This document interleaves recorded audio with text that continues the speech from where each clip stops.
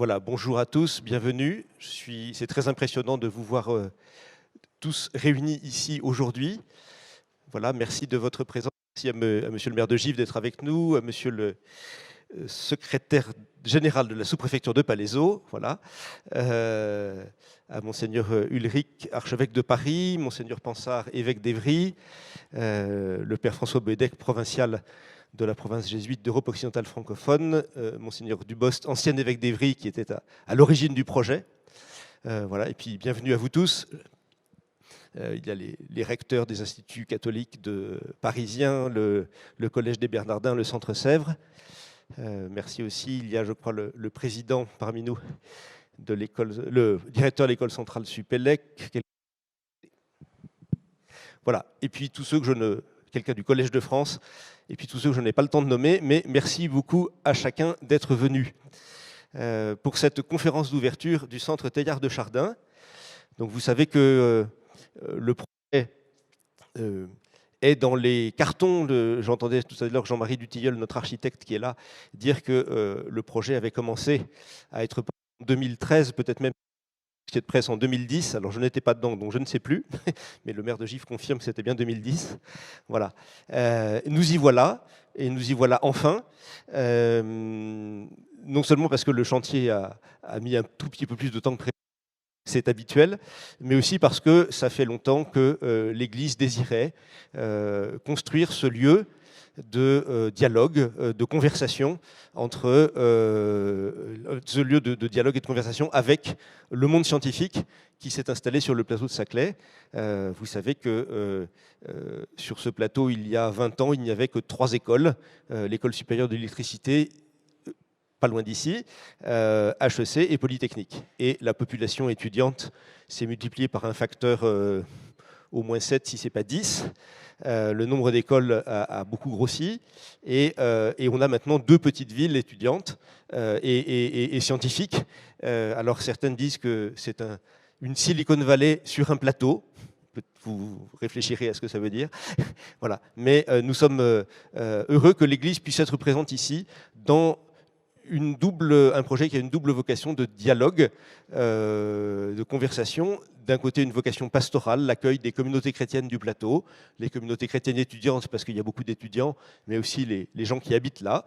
Et puis, une vocation de dialogue avec le monde scientifique, dont la conférence d'ouverture tout à l'heure va nous donner un exemple.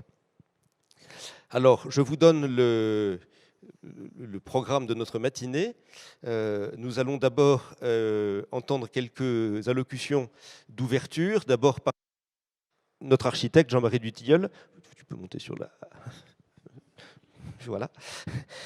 Puis Monseigneur Ulrich et Monseigneur Pansard, puis le Père Boedec.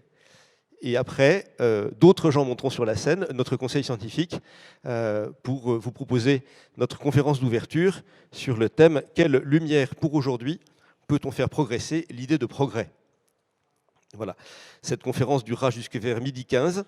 Et puis ensuite, vous serez invités à visiter le bâtiment sous le pilotage de Jean-Marie Dutilleul et de Guillaume Momals, qui a été le chef de projet architectural sur ce bâtiment.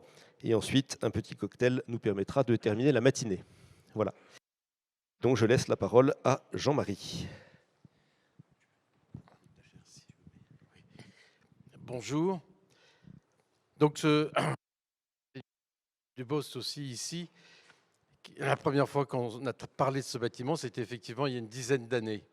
Pourquoi je vous dis ça? Parce que ce bâtiment a la particularité d'être un lieu où la conception du groupe des hommes qui allait l'animer et de ce qui allait s'y passer fait le bâtiment. Car nous avons transhumé pendant 8 ans à peu près d'un premier terrain qu'on nous avait donné du côté de l'école polytechnique, en nous disant, voilà, vous pourriez vous mettre là. Pour faire quoi? Monseigneur Dubost, à l'époque, avait convoqué un petit groupe pour lui dire, voilà, il va y avoir 30 000, 50 000 chercheurs, enseignants, étudiants sur le plateau de Saclay. On ne peut pas les laisser tout seuls. Et il faut leur offrir un lieu où ils pourront se mettre en relation et sortir de leur pointu vers les profondeurs du ciel, vers la miniature de la matière, les recherches qui les amènent à se demander où est la vérité. Et donc, dès l'origine, ce lieu a été conçu comme un lieu de mise en relation. Nous avons eu successivement 4 propositions de terrain sur lesquelles, à chaque fois, nous faisions, à la fois nous rêvions de ce qui allait s'y passer et nous faisions des maquettes pour voir comment on allait accueillir ce qui allait s'y passer. Voilà.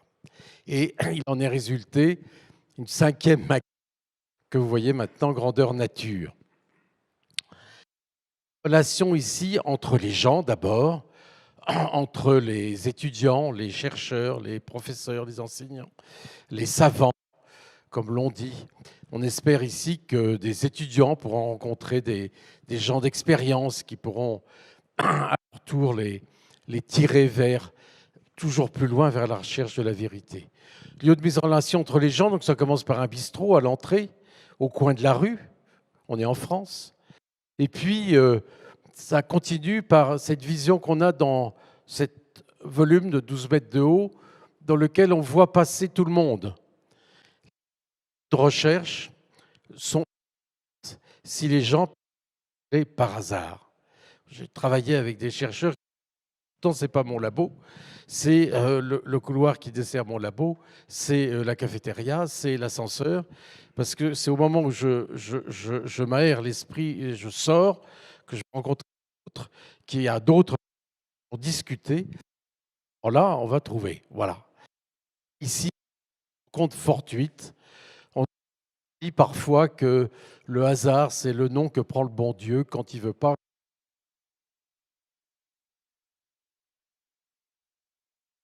entre les mains du bon Dieu au-delà de la direction. Alors le bon Dieu, il est présent aussi parce que si ici, c'est le lieu des conversations, à côté, là, il y a le lieu de la parole. Vous voyez, ce volume, c'est la seule courbe du bâtiment. C'est un grand cône elliptique qui abrite la chapelle. Et à l'intérieur de cette chapelle, qui est en terre, il y a un lieu de silence, puisque c'est dans le silence que la parole peut s'entendre. Il est en terre parce que la terre amène une qualité acoustique très douce, elle crée un silence très particulier, vous pourriez y aller tout à l'heure, le constater. Voilà. Elle est en terre et elle monte à travers tout le bâtiment, c'est-à-dire que cette forme courbe, on la voit à tous les étages. Où qu'on soit, on voit ce lieu qui nous rappelle qu'au milieu de ces conversations, le bon Dieu vous attend. Voilà. Et qu'il est très discret, il est très silencieux, mais il est très présent. Il vous attend. Et peut-être même qu'il vous inspire. Et puis le troisième mise en relation ici que nous avons mise en place, c'est la relation évidemment avec les éléments. On est arrivé avec des champs. On disait la construction va arriver. Il faut rappeler aux gens qu'avec les éléments de la création, on peut sur terre confortablement sans abîmer cette terre. Et on est aussi dans les évidemment. Donc ces poteaux en bois nous rappellent, enfin c'était des petites feuilles ont pompé le carbone pour éviter qu'il nous fasse un effet de serre là-haut. Voilà. Le bois est omniprésent jusque dans les meubles du bistrot. La terre est très présente ici. On voit qu'on peut construire en terre avec un volume qui permet de capter la chaleur pour la restituer l'hiver ou de capter le frais, et puis qui régule l'hygrométrie. Quand c'est trop humide, eh ben, ça absorbe l'eau, et quand c'est pas assez humide, ça rejette l'eau. Voilà. Ce volume qui nous rappelle la présence du Créateur nous, nous rappelle aussi qu'il régule finalement pas mal nos activités. Voilà. Et puis il y a bien sûr la relation à la lumière, autre élément de la nature. Ce bâtiment est très épais, il fait 30 mètres par 30 mètres, mais le soleil rentre partout. Le sud est là-bas, l'est ici, donc à l'est, le matin, la lumière rentre dans le bistrot quand on vient prendre son petit café du matin. Le midi, il est filtré au sud. Et puis le soir, il y a le coucher de soleil. Et plus on monte, plus on dégage la vue. Et au-dessus, là, il y a une maison avec 12 étudiants qui vivent et qui ont une terrasse assez extraordinaire. Ils peuvent regarder au loin, parce qu'il en reste quand même, au coucher du soleil. Voilà. Voilà très rapidement la présentation de ce bâtiment.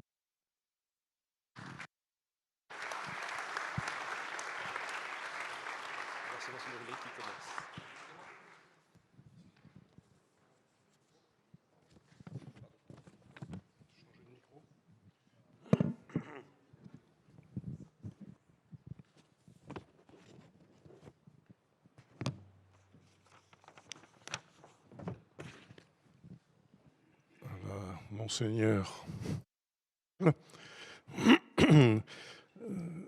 révérend Père, cher François, cher Dominique, et vous tous, chers amis, l'intuition du Père Pierre Teilhard de Chardin va rayonner pleinement dans ce centre qui porte son nom et consacrer cette conférence d'ouverture à déceler les lumières pour aujourd'hui. Place d'emblée ce bel outil en face de sa finalité. Il y répondra d'autant plus qu'il participera effectivement au progrès auquel l'humanité aspire depuis ses origines. Mais comme tout concept humain, le progrès est sans cesse à interroger. C'est bien parce qu'on n'arrête pas le progrès qu'il nous faut nous-mêmes savoir nous arrêter pour l'interroger. Des Lumières, justement, au temps révolu des encyclopédistes, un esprit se révélait éclairé par l'étendue du champ de ses connaissances. Notre postmodernité semble en revanche accorder plus facilement ses faveurs aux savants qui possèdent le degré de connaissance le plus élevé dans un domaine particulier. Chacun doit résister à la tentation d'édifier un superbe monument à la connaissance, l'isoler du reste des réalités. C'est dans cet isolement babélien que s'assèche notre humanité. Si l'œuvre du Père Teilhard de Chardin a dépassé les cadres habituels de la science, elle a bousculé les données de la théologie. C'est bien parce que son auteur incarnait une forme nouvelle d'encyclopédisme ou de l'encyclopédisme, non sans encourir parfois les risques d'une telle audace. Il n'a pas craint de transmettre cette étincelante connaissance en jetant un pont entre les rivages de la foi et de la science, de la révélation chrétienne et de la matière, sans rien renier de chacun de ces domaines. Et ainsi, il y a plus d'un siècle, le 27 février 1921, il confiait « Je suis pour ma part qu'il n'y a pas de plus puissant aliment naturel pour la vie religieuse que le contact des réalités scientifiques bien comprises. Personne, autant que l'homme, penché sur la matière, ne comprend combien le Christ, par son incarnation, est intérieur au monde, enraciné dans le monde jusqu'au plus petit atome. » Fin de citation. La démarche du Père Teilhard fait nécessairement advenir le progrès comme une œuvre collective, une œuvre de l'esprit, témoignant que la lumière ne brille vraiment que si chacun peut en être éclairé. C'est cette vision synoptique, cette posture décidément synodale, pardon de passer dans le temps, d'aller au-delà de son temps, qui apparaît plus que jamais capable de redonner sens à tant d'initiatives qui naissent de la pensée et de la connaissance humaine. Mais celles-ci doivent encore s'enraciner dans les nécessités d'une écologie réellement intégrale, celle d'une humanité renouvelée par le Christ. Cette idée se retrouve d'ailleurs développée par le pape François comme un hommage au Père Teilhard. L'aboutissement de la marche de l'univers, je cite le pape François, se trouve dans la plénitude de Dieu qui a été atteinte par le Christ ressuscité, axe de la maturation universelle. C'est dans Laudato Si. Le sens du progrès chrétien que l'on aborde ici a motivé pleinement la part que le diocèse de Paris a tenu à prendre dans le soutien interdiocésain apporté à la constitution de ce centre et en s'engageant dans son fonctionnement. Cette conviction a entraîné pareillement la générosité des fidèles associés à la Fondation Notre-Dame. Tous peuvent se sentir aujourd'hui récompensés par cette concrétisation de l'idée théillardienne d'une unité du savoir au service de ce que nous savons être le progrès. Relèverai que le propos de ce centre, de retrouver le sens des activités de recherche, d'en développer l'éthique particulière, d'en mesurer les conséquences écologiques et les incidents spirituels, répond particulièrement aux aspirations du Père Teilhard réunies autour du thème « Science et Christ ». Il y confiait notamment son regret que l'Église manque à peu près complètement d'organes de recherche. Or, elle ne gardera la foi lumineuse pour ses enfants et les étrangers qu'en cherchant de cette recherche qu'on sent être une question de vie ou de mort. Donc il faut que sous le contrôle de l'Ecclesia Docens s'organise, se développe l'Ecclesia Coerens. Cette aspiration trouve ici et un moment favorable. Nous sommes heureux d'avoir pu, avec vous, le saisir. Je vous remercie.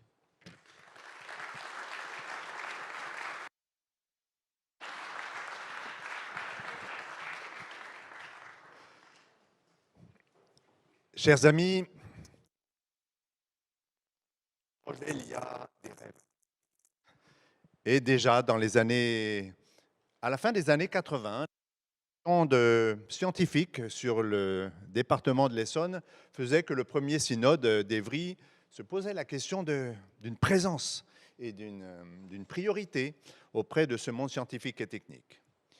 Le temps est passé, puis un projet d'État sur le plateau de Saclay a accéléré les choses. Mon prédécesseur, Michel Dubos, avec des jésuites, avec Philippe Budin, voilà, se sont mis à réfléchir, à rêver. Et puis, il y a eu des changements. En 2000,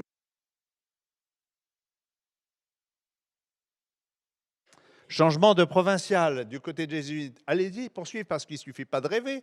Encore faut-il avoir les moyens de nos ambitions et de nos rêves. Très vite, de mon point de vue, et puis du côté de François, voilà, il y a eu une conviction. Et puis, il y a eu le cardinal 23. Avant même que l'on sache si on était capable de mener à bien et de financer un tel projet, je me souviens d'une conversation, puisqu'il était à la fin de son mandat, lui aussi, me dire « Michel, il faut qu'on se positionne. Alors on va acheter le terrain, même si on n'arrive pas à monter le projet, pour ne pas regretter dans 25 ans de ne pas s'être positionné. » Et puis ça s'est fait. Et il a fallu se mettre au travail. Parce que s'asseoir pour monter le projet, pour s'entendre, pour trouver une cohérence, et le projet a pris forme. Projet de lieu de rencontre, de dialogue entre le monde scientifique, technique et la spiritualité, mais pas simplement des mondes, puisque les acteurs, ce sont des hommes et des femmes qui sont eux-mêmes habités de plein de questions. Et ce qui me frappe, moi, en rencontrant bien des scientifiques aujourd'hui, c'est qu'ils ont bien sûr des questionnements liés à leurs compétences, mais ils sont habités aussi de plein d'autres questions. Questions de sens, questions de responsabilité de leur découverte sur la vie du monde et sur la vie en société, questions liées à l'écologie. Et puis les jeunes générations qui sont dans les grandes écoles ici, vous savez, il suffit de jouer un peu l'actualité, qu'elles sont très, très attentives et très virulentes parfois sur les conséquences, y compris de ce qu'ils étudient, y compris sur la vie en société. Donc, développer cet espace de lieu de rencontre, de dialogue, où se croisent les différents questionnements, un peu, non pas comme des cercles qui sont juxtaposés, mais comme des cercles qui s'entrecroisent et qui font apparaître des mandorles. Alors, merci aussi à tous les membres du comité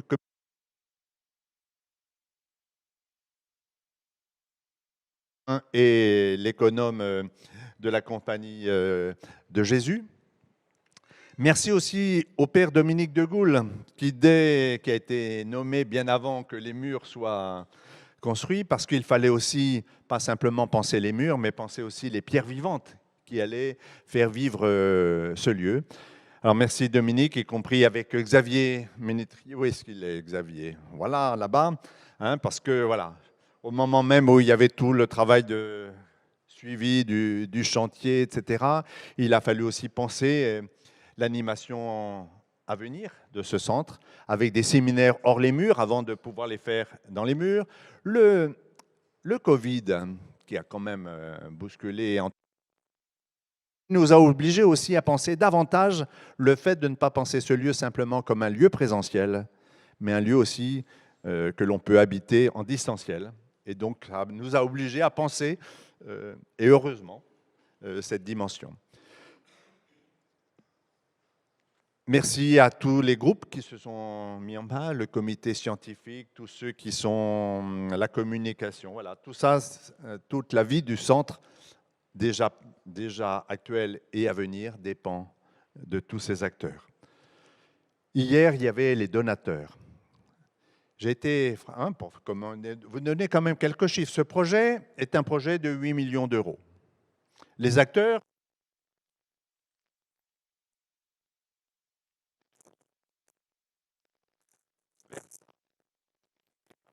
engagés à 50%.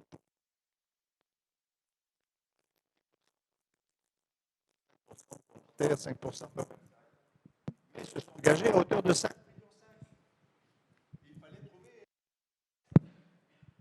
Et heureusement, les donateurs ont été généreux. 2,5 millions sont arrivés, ce qui montre aussi que ces donateurs qui n'ont pas l'habitude de donner de l'argent en le jetant en l'air ont été séduits par le projet.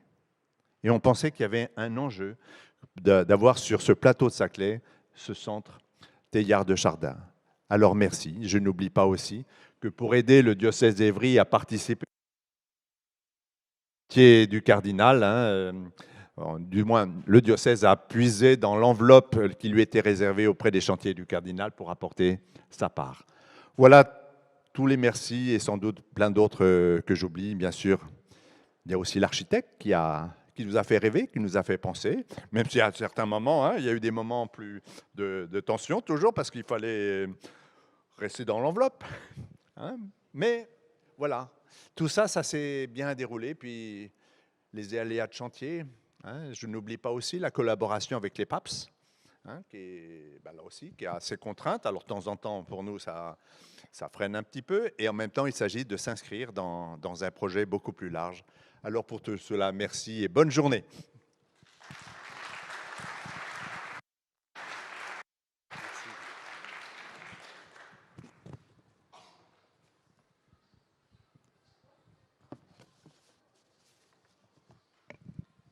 Voilà, cher père, chers amis, qu'est-ce qu'il est possible d'ajouter à ce qui vient d'être dit sans se répéter?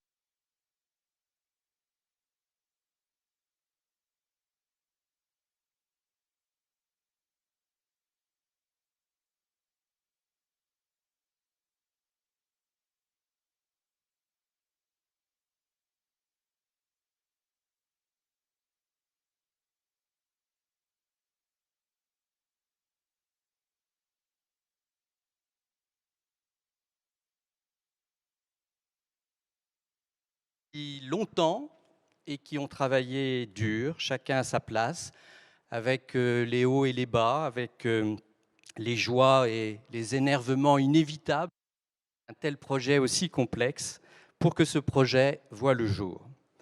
Merci, cela a été dit aux donateurs, sans qui rien n'aurait été possible.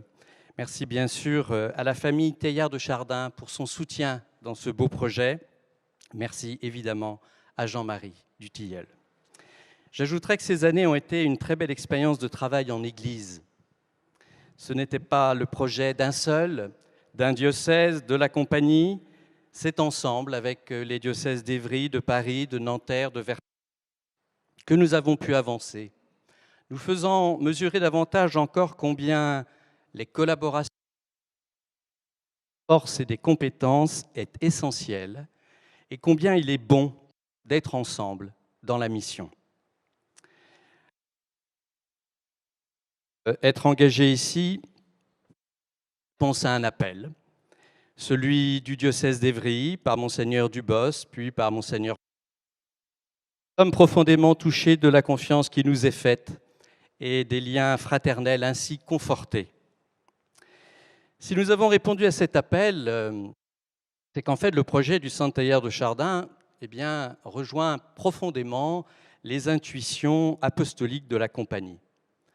Comme ordre religieux missionnaire depuis sa création dans un XVIe siècle, comme aujourd'hui des basculements de monde, des tempêtes et la découverte de nouveaux horizons, la Compagnie de Jésus a eu à cœur d'accompagner les étudiants dans une formation de qualité, c'est-à-dire une formation intégrale qui allie un solide apprentissage intellectuel, une capacité à débattre, notamment, je pense, avec la mise en place des disputatio, et une école dans leur relation à Dieu. Cette intuition, je crois, elle est toujours d'actualité dans nos établissements scolaires, dans nos facultés, comme au Centre Sèvres à Paris, mais aussi dans nos centres de préparation en médecine du réseau l'ANEC, ou encore dans les écoles de production ou les ICAM, dont la Compagnie est dès la fondation partenaire pédagogique. Ainsi, quand le projet est né d'un centre sur le plateau de Saclay pour assurer une présence auprès d'étudiants, d'enseignants, de chercheurs, immédiatement, cela a résonné en nous, cela a rejoint l'ADN des jésuites. Une présence non pas de manière désincarnée ou sur le simple modèle d'une aumônerie, mais bien articulée sous différentes modalités aux réalités, aux questions qui travaillent nos contemporains, notamment au regard de la science et des techniques. Un espace appelé, cela a été dit, à être un lieu de croissement, d'échange, de débat, de formation, de célébration. Un lieu qui éveille à des projets, qui aide à trouver du sens et à s'engager pour le bien de l'humanité et de la création. Ce type de lieu, je dirais que les jésuites, on aime bien ça. Aux frontières des sciences, des enjeux humains et spirituels. La Compagnie de Jésus a, dès sa fondation, choisi de les habiter. Depuis sa création, la Compagnie s'est engagée, vous le savez, de façon très active dans la recherche scientifique. Nous croyons que le fait de déchiffrer le monde peut être une manière d'accéder à Dieu. Et ô combien la très belle figure du Père Teilhard de Chardin entre tout à fait dans cet esprit. Il est l'un de ceux qui a le plus développé cette vision mystique d'un monde où la consistance même du réel parle de Dieu. Il a su à son époque faire une synthèse toujours inspirante et unifiante pour aujourd'hui entre le nouveau récit de l'histoire du monde porté par les sciences au début du XXe siècle et la vision chrétienne. Alors aujourd'hui, les énormes développements technologiques, scientifiques que nous connaissons posent, nous le savons, des questions éthiques et anthropologiques majeures. À travers le Centre Teilhard de Chardin, nous voulons contribuer à apporter modestement notre pierre à la réflexion. Nous pensons en effet que la tradition chrétienne peut aider les chercheurs, les enseignants, les étudiants à appréhender ces questions. Voilà la mission du Centre pour aujourd'hui et demain, exigeante et passionnante, au service des acteurs du monde scientifique et technologique, des communautés chrétiennes étudiantes, des habitants du plateau de Saclay, qui y trouveront également un lieu pour vivre leur foi et leur vie spirituelle, et la Compagnie déjà présente sur le plateau au service de différentes aumôneries est profondément heureuse de servir cette mission.